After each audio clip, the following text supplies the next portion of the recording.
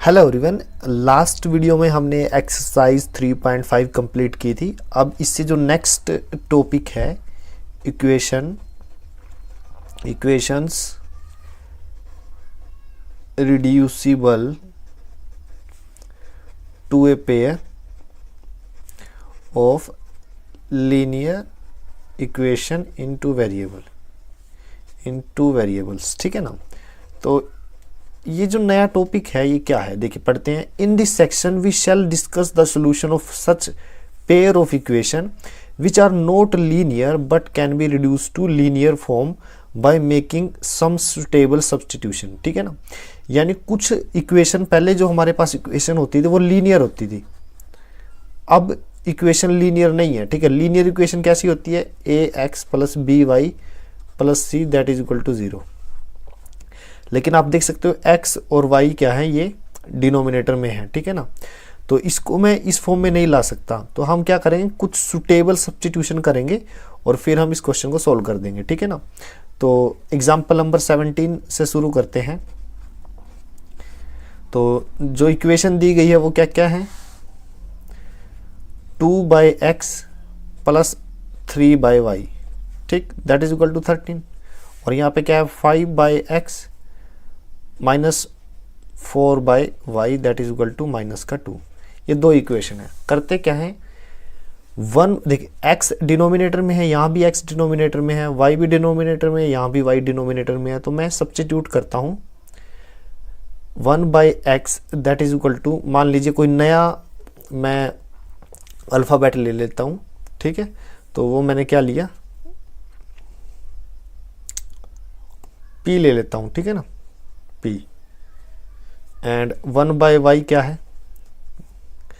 क्या, राइट, ठीक है। ये p है, ये क्या है, राइट। तो 2 into 1/x plus 3 into 1/y that is equal to 13। तो यहाँ से मैंने क्या किया, 1/x की जगह मैंने क्या रखा, p। तो ये क्या आ गया, 2p प्लस 3 1/y किसके इक्वल है, क्या हो गया, तो ये क्या आ गया, 3 क्या हो, दैट इज इक्वल टू 13। ये फर्स्ट इक्वेशन है, ठीक है। और 5 into 1/x minus 4 into 1/y that is equal to minus 2। 5 1/x की वैल्यू क्या है, p, माइनस 4 1/y की वैल्यू क्या है, क्या हो, that is equal to minus का 2। ये सेकंड इक्वेशन होगी, ठीक है ना। पहले क्या होती थी, एक्स वाई में पहले से ही दी होती थी, अब मैंने इसको क्या कर लिया, रिड्यूस टू लीनियर इक्वेशन, ठीक है ना। लीनियर इक्वेशन में आ गया। अब मैं पी और क्या की वैल्यू इजिली निकाल सकता हूँ, क्योंकि स्पेशली उसने बोला नहीं है कि अब आपको कौन से मेथड से इसको सोल्व करना है, ठीक है। आप कोई भी मेथड यूज कर सकते हो जो आपको अच्छा लगे। ग्राफिकल मेथड भी है, अगर मैं बात करूँ सब्स्टिट्यूशन मेथड है, ठीक है ना, या फिर एलिमिनेशन मेथड है, जो आपका मन करे वो कर लीजिए, ठीक है ना। तो अगर मैं बात करूं एलिमिनेशन मेथड की, तो यूजिंग एलिमिनेशन मेथड,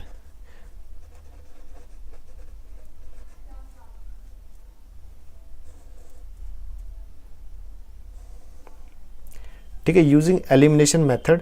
तो एलिमिनेशन मेथड का यूज कैसे करूंगा, 2p प्लस 3 क्या हो, that is equal to 13 and 5p, ठीक है, माइनस का 4 क्या हो, that is equal to minus 2।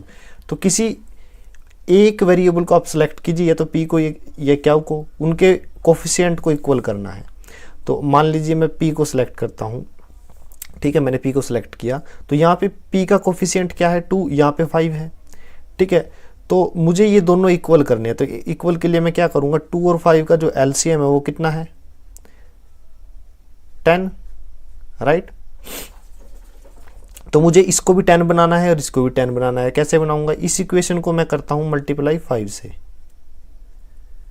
ठीक है, और इसको मैं मल्टीप्लाई करता हूँ 2 से, राइट। तो लिखिए आप मल्टीप्लाई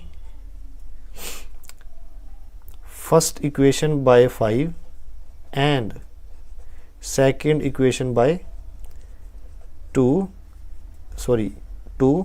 देन वी गेट, ये जो सर्कल लगा देता हूँ मैं, जैसे 1 के ऊपर एक सर्कल, 2 के ऊपर एक सर्कल, इसका मतलब इक्वेशन से है, ठीक है ना। और ये 5 और 2 से मेरा मतलब है नंबर से। तो 5 से मल्टीप्लाई करूँगा, 5 इंटू 2 10p प्लस 5 इंटू 3 15 क्या हो, that is equal to 13 into 5 65। ठीक है, यहाँ से 2 इंटू 5 10p माइनस 2 इंटू 4 8 क्या हो, that is equal to 2 into -2 minus का 4, राइट। अब p के कोफिशिएंट इक्वल हो गए, ठीक है। तो फर्स्ट इक्वेशन में से सेकंड घटा दीजिए, तो घटाने के लिए यहाँ साइन चेंज होगा, यहाँ माइनस है तो यहाँ प्लस हो जाएगा, यहाँ माइनस है तो यहाँ प्लस हो जाएगा, राइट। इससे ये कैंसिल, ठीक है। ये कितना है 15 और ये प्लस का 8, तो कितना आ जाएगा 23 क्या हुआ, यहाँ पे कितना आ जाएगा 65 प्लस 4 69, तो क्यू की वैल्यू क्या आएगी 69/23, 23 दिया 69, तो क्यू की वैल्यू क्या आई है 3, तो क्यू की वैल्यू 3 आ गई, ठीक है। अब पी की वैल्यू कैसे निकालूंगा, substituting q is equal to 3 in first equation. First equation में मैं रख रहा हूँ, फर्स्ट इक्वेशन कौन सी है, ये वाली। तो 2p प्लस 3 इंटू क्यू की वैल्यू मैंने 3 रख दी, दैट इज इक्वल टू 13, ठीक है। यहाँ से 2p किसके इक्वल आ गया 13, 3 इंटू 3 9 इधर आके माइनस का हो जाएगा, तो 2p किसके इक्वल आ जाएगा 4, तो p की वैल्यू क्या आई है 4/2, तो यहाँ से p की वैल्यू है 2, तो p की वैल्यू आई 2 एंड q की वैल्यू आई 3। तो शुरू में हमने क्या माना था, p माना था हमने 1/x को और q माना था 1/y को। तो अब हम लिख सकते हैं 1/x that is equal to p, तो p की वैल्यू है 2, तो यहाँ से क्या होगा 1/x इक्वल है 2/1 के, ठीक है। तो क्रॉस मल्टीप्लाई करते हैं 1 की 1 के साथ एंड x की 2 के साथ, ठीक है। अब ये 2 डिनोमिनेटर में चला जाएगा, तो x की वैल्यू क्या आ जाएगी 1/2, ठीक है। यहाँ से अब देखिए 1/y किसके इक्वल माना था क्यू के, तो 1/y क्यू की वैल्यू क्या है 3, तो यहाँ से y की वैल्यू क्या आ जाएगी 1/3, क्योंकि y इधर चला जाएगा 3y की जगह आ जाएगा, ठीक है ना। तो x और y के लिए हमें सोल्व करना था, तो ये मेरा आंसर है, ठीक है ना। इक्वेशन लीनियर नहीं थी, हमने कुछ ना कुछ सब्स्टिट्यूट किया, ठीक है ना।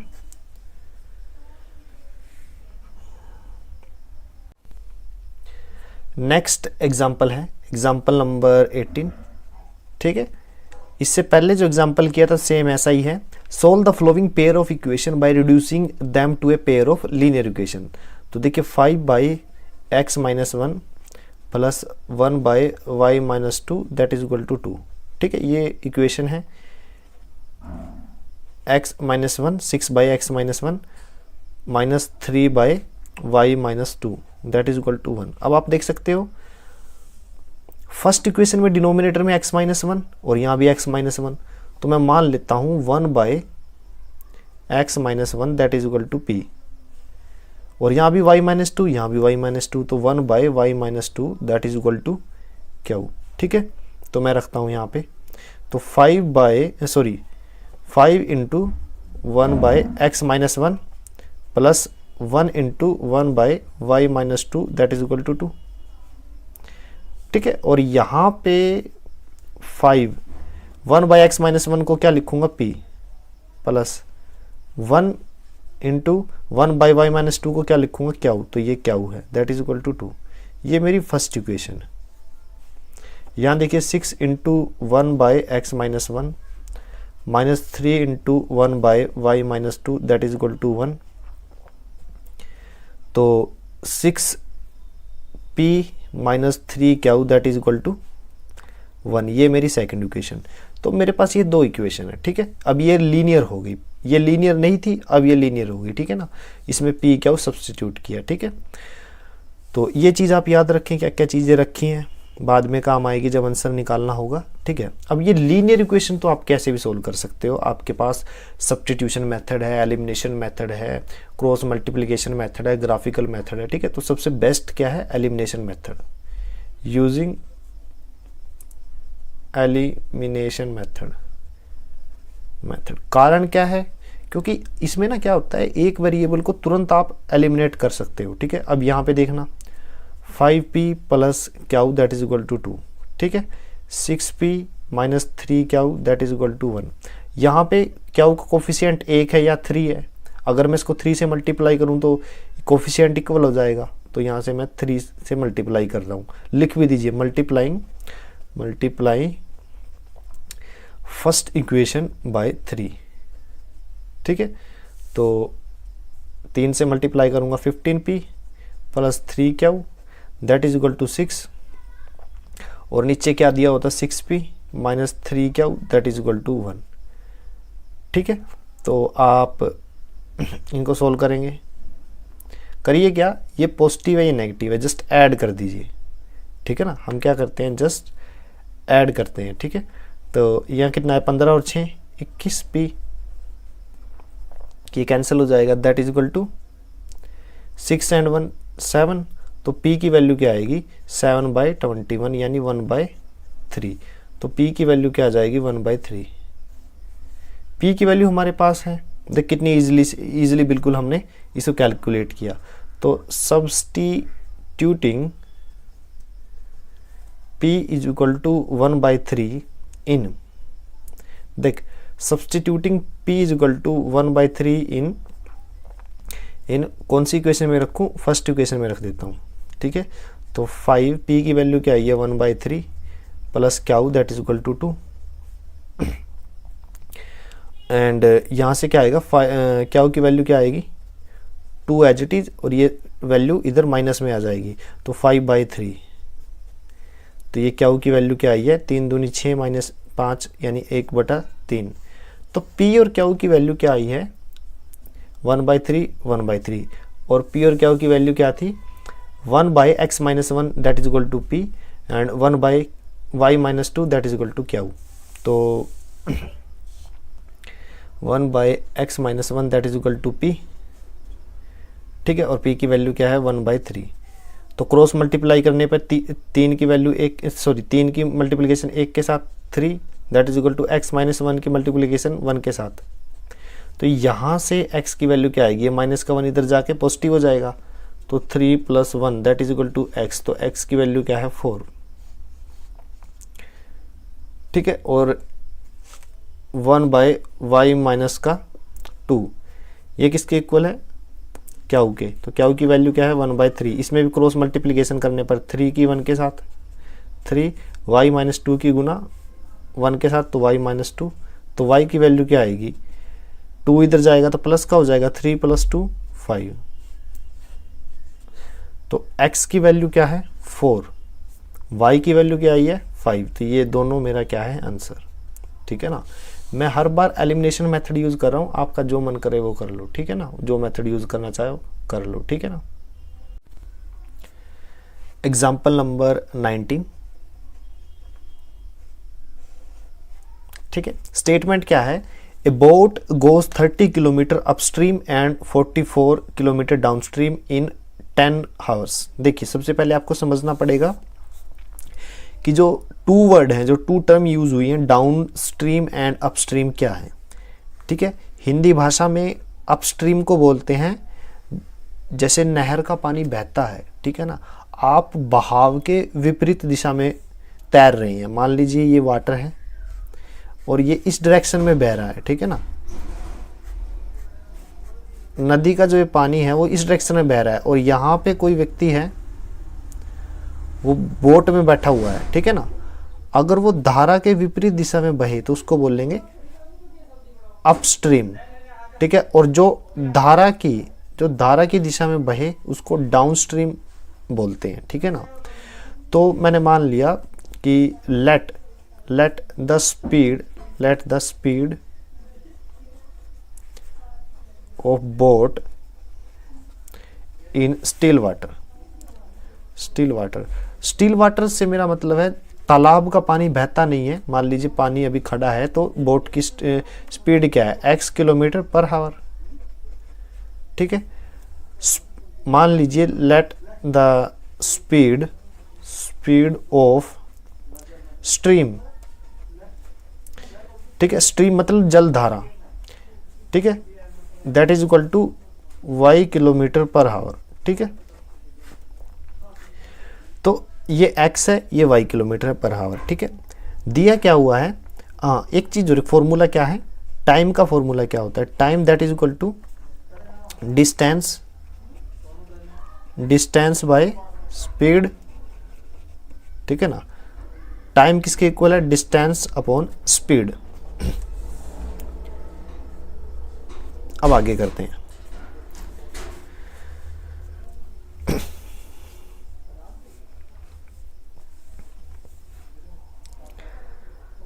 क्या बोला गया है कि 30 किलोमीटर चलता है अपस्ट्रीम, तो अपस्ट्रीम में रिलेटिव स्पीड क्या रहेगी, रिलेटिव स्पीड, ठीक है, इन अपस्ट्रीम। याद रखें, अगर जो जलधारा है इस डायरेक्शन में है और उसकी स्पीड क्या है, y किलोमीटर पर आवर, और ये है आपकी बोट। अपस्ट्रीम मतलब आप उसके विरुद्ध जा रहे हो, इस तरह से x। ठीक है, आप जा रहे हो तो मतलब आपकी स्पीड जलधारा से ज्यादा है, तो रिलेटिव स्पीड क्या रहेगी, x माइनस का y किलोमीटर पर आवर। ठीक है, अब यहां पे रिलेटिव स्पीड इन डाउनस्ट्रीम। ठीक है, y किलोमीटर पर आवर। ठीक है, तो ये जो बोट है ये भी वाटर की स्पीड में ही है, दोनों की स्पीड ऐड हो जाएगी। ठीक है ना, तो क्या रहेगी, x plus y kilometre per hour. ठीक है ना, तो ये किसकी थी, अपस्ट्रीम की, ये डाउनस्ट्रीम की। ठीक है, अब स्टेटमेंट को पढ़ते हैं दोबारा से। ठीक है, 30 किलोमीटर क्या करता है अपस्ट्रीम और 44 किलोमीटर डाउनस्ट्रीम इन 10 आवर। तो टाइम कितना दिया हुआ है, 10 hour. That is equal to time की टाइम का फॉर्मूला क्या है, डिस्टेंस अपॉन स्पीड।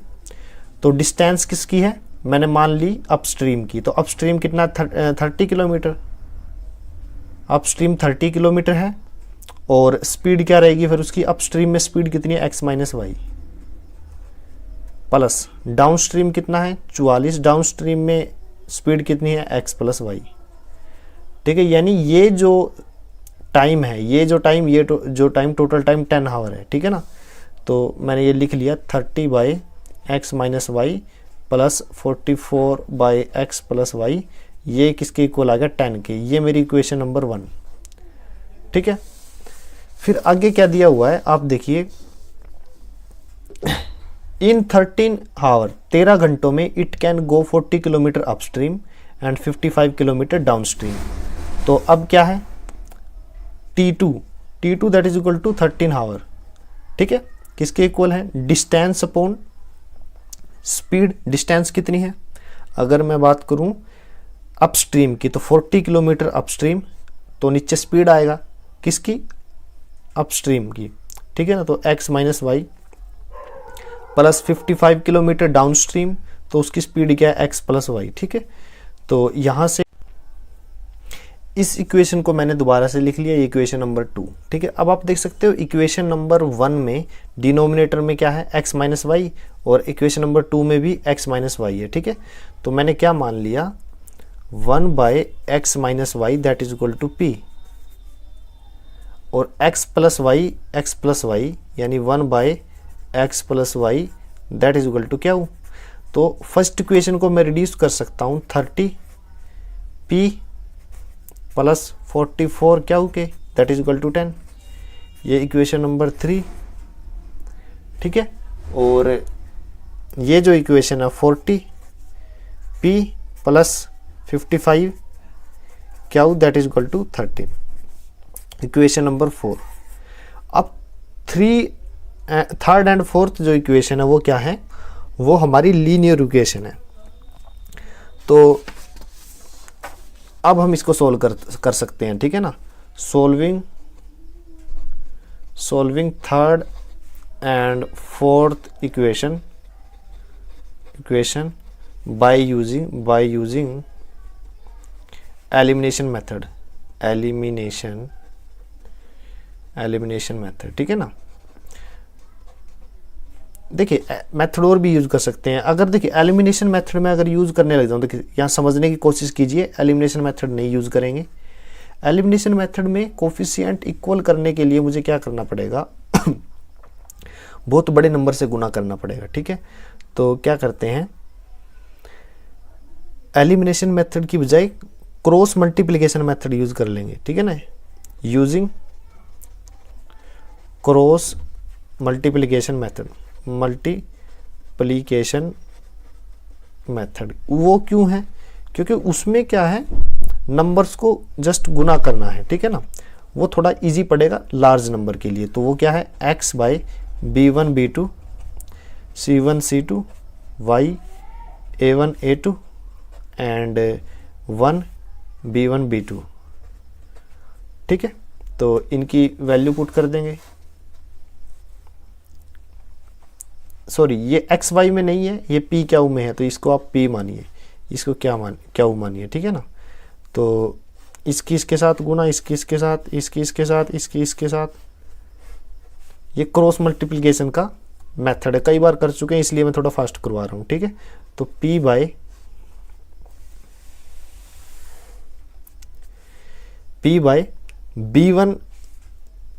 b1 की C2 के साथ गुना। देखिए एक स्टेप और मैं करवा देता हूँ ताकि कंफ्यूजन ना हो आपको, ठीक है। P और यहाँ पे